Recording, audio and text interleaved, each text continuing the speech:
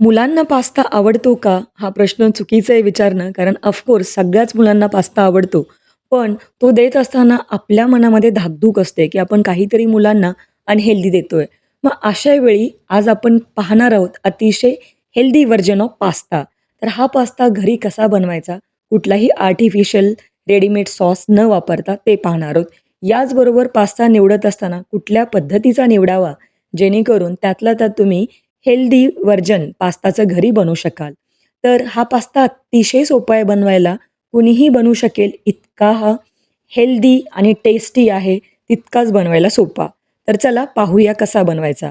एका पॉटमध्ये साधारणतः 2 ते 3 ग्लास पाणी गरम करायला ठेवा. पाणी गरम झालं की 1 चमचा आपण यामध्ये मीठ आणि थोडंसं 1 चमचा साजूक तूप वापरलंय. बटर वापरू शकता, तेल वापरू शकता. तुम्हाला जे आवडेल ते तुम्ही वापरा.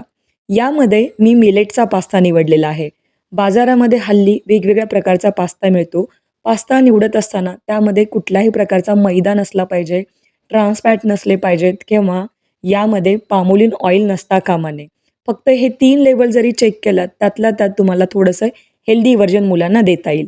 मी तर नेहमी मिलेटचा पास्ता निवडते. बाजारात भरपूर वेगवेगळ्या ब्रँड्सचे तुम्ही पास्ता निवडू शकता. पण लहान मुलांसाठी जे स्पेशल ब्रँड असतात ते वापरा, जेणेकरून त्यामध्ये अडल्ट्रेशन कमी असतं. आता पास्ता आपण बॉईल करायला ठेवला आहे. दुसऱ्या साईडला एका पॅनमध्ये आपण भाज्या थोड्याशा टॉस करून घेतोय किंवा बटरमध्ये थोड्याशा फ्राय करून घ्या. भाज्या इथे मी शिमला मिरची, कॉर्न आणि कांदा वापरलाय. यामध्ये थोडंसं गार्लिक वापरलं तरी चालतं, जर मुलांना आवडत असेल तर. आता या भाज्या हलक्याशा टॉस करून घ्या. खूप जास्त या आपल्याला शिजवायच्या नाहीयेत. थोड्याशा क्रंची छान लागतात. त्यामुळे 1 ते 2 मिनिटं टॉस करून घ्या. त्यानंतर इथे आपण एका पॅनमध्ये 1 चमचा बटर वापरलेला आहे. तेलही वापरलं तरी चालतं आणि दुसऱ्या साईडला पेनी पास्ता चेक केलेला आहे. तोही छान बॉईल झालाय. अगदी 5 ते 7 मिनिटामध्ये हाय फ्लेमवरती व्यवस्थित शिजला जातो. मैदा असेल तर कदाचित थोडा वेळ लागतो. पण अगदी रेस्टॉरंट स्टाईल चव होते आणि हे अगदी हेल्दी व्हर्जन म्हणता येईल. कारण यामध्ये मिलेट्स वापरून हा पास्ता बनवलेला आहे. तर अशा प्रकारे एखाद्या चाळणीमध्ये काढून ठेवा, जेणेकरून त्यातलं जे काही एक्सेस वॉटर असेल ते निघून जाईल. आता पॅनमध्ये आपण व्हाईट सॉस बनवतोय, यासाठी 1 चमचा बटर गरम केलं, की त्यामध्ये 1 चमचा आपल्याला इथे गव्हाचं पीठ वापरायचं आहे.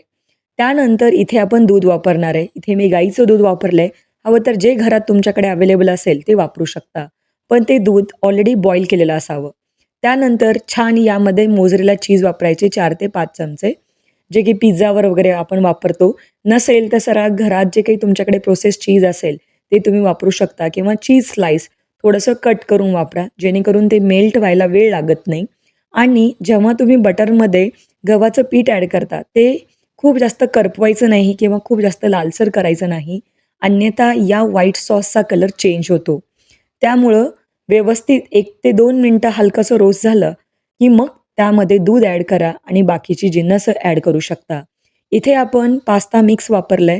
हवं तर तुम्ही ब्लॅक पेपर, चिली फ्लेक्स आणि ऑरेगेनो हे ॲड केलं तर पास्ता मिक्स वापरायची गरज भासत नाही. तर अशा प्रकारे पास्ता मिक्स वापरून तरीही मी थोडेसे चिली फ्लेक्स ॲड केलेले आहेत.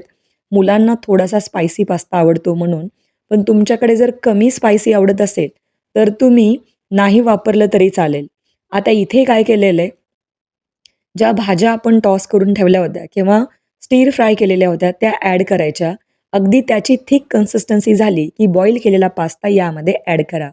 त्यानंतर बॉईल केलेला जे काही पास्त्याचं पाणी असतं तेही यामध्ये ॲड करायचं. म्हणजे याची कन्सिस्टन्सी मेंटेन होते. अशा प्रकारे हा व्हाईट सॉस पास्ता घरच्या घरी तयार होतो.